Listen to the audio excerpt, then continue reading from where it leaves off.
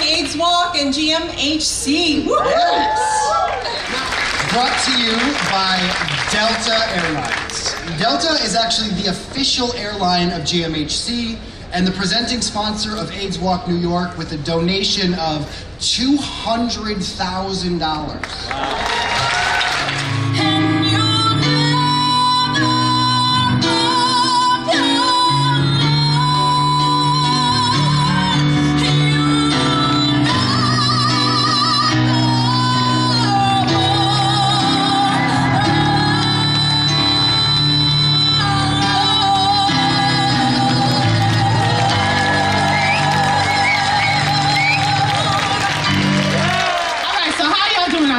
How y'all doing? I can't hear y'all. How y'all doing?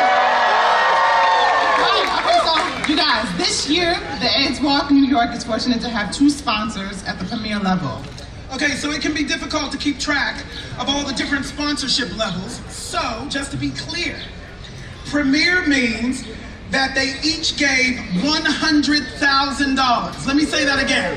$100,000! That's a lot of money, bitches! And that kind of giving not only provides massive essential support, it sets an example for corporate America. The generosity of presenting sponsor Delta Airlines and our 2 premier sponsors paved the way for others to follow. Our second sponsor, premier sponsor, is the maker of Truvada, also known as PrEP.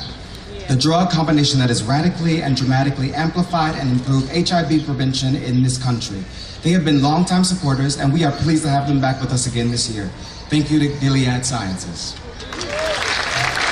In 1999, I came to GMHC for the food pantry, for meal programs, and support groups for women living with HIV and AIDS. I especially loved coming to the support groups because there weren't in many spaces that I felt comfortable to go to. 10 years later, I started my own organization, Community Kinship Life, whose service for transgender individuals and gender non-conforming individuals. Sharing the stage with our next guest. He is a 2-time Tony Award winner and co-star of this season's CBS series, Fam. Singing a song about the power we all possess. The incredible Brian Stokes-Mitchell.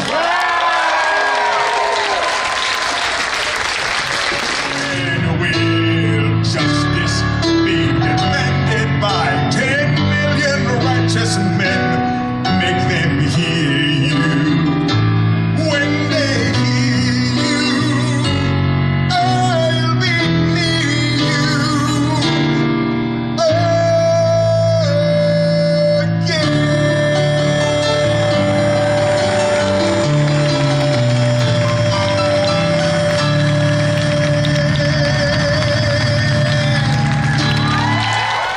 Good morning, New York! My name is Kelsey, Louie, and I am the proud CEO of Gay Men's Health Crisis.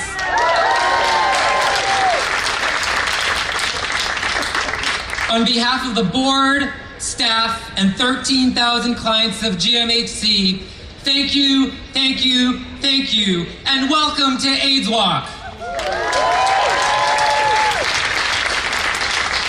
Last year, I ended my AIDS Walk opening ceremony speech with some inspiring words from Hillary Clinton. This time around, I'm going to start with those words. Never stop believing that fighting for what's right is worth it, Hillary said. It is. It is worth it. We are living at a time when we can't afford not to fight. Today and every day, we fight for the right of all people to get the health care they need. We fight for people who are experiencing homelessness or unstable housing. We fight for people who know what it's like to go hungry. We fight for those who struggle with mental health issues and substance use addiction. We fight against stigma and discrimination because we know that HIV and AIDS thrive in the shadows of shame and stigma. I want to make sure that everyone here knows that if you have an undetectable viral load, then you are unable to pass on the virus. Undetectable equals untransmittable. We fight for people to have access to life-saving medications, including PrEP and PEP. We fight for long-term survivors who bore the brunt of this epidemic as they watch so many of their friends die. We fight for our trans family members who are not only under attack physically more than ever, but whose very existence is being denied by this administration.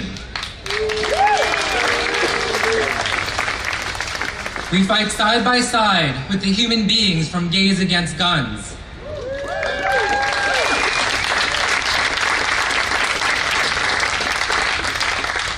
We fight for young men of color who are disproportionately impacted by HIV and AIDS.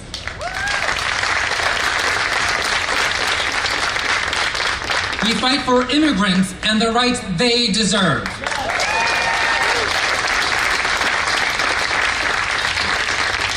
And we fight for women and all of the rights they deserve.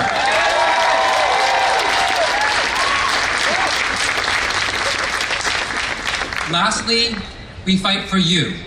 We fight for your right to assemble here today, to come together, and to make a difference. And by being here today, right here, right now, you are part of this fight.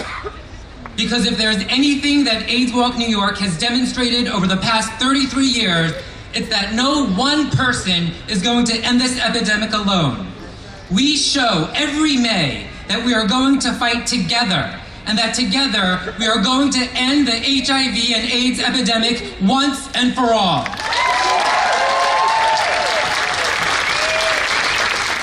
In the year of Stonewall, which I believe was 1969, if I'm not incorrect, I was the electrician on Boys in the Band, and I lived at 52 Barrow Street, and I went out to Smiler's to get some coffee.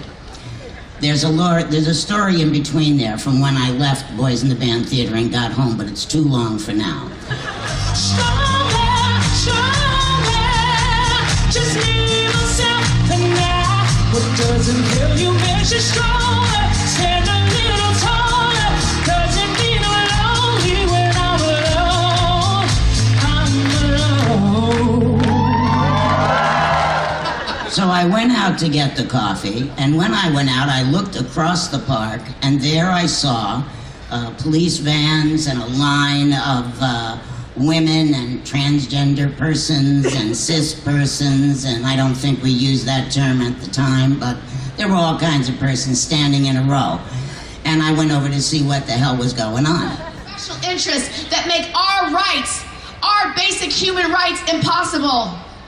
We must march, we must be advocates, and we must fight like our lives depend on it. Because the truth is, they do. And a couple of them said, come, stand with us, stand with us, stand with us. If you stand with us, they're less likely to attack us because you're a real woman. And I said, well, that's questionable, but I will stand with you. And so I stood there for about an hour, so I was a very accidental activist. Yeah. The events that he and his team have organized here in New York and throughout the country have raised more than $400 million. $400 million